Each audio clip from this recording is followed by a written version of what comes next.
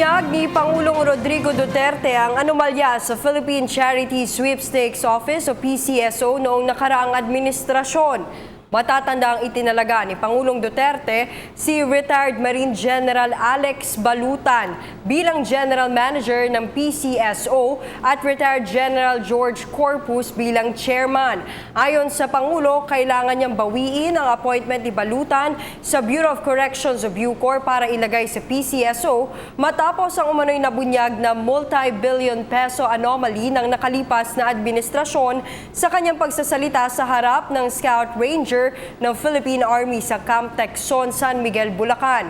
Sinabi ng Pangulo na aabot sa 20 milyong piso kada araw o higit 7 bilyon piso kada taon ang nawawala sa koleksyon ng PCSO. As a matter of fact, itong Philippine Charity Sweepstakes, binabuyan ng mga sindikato pati mga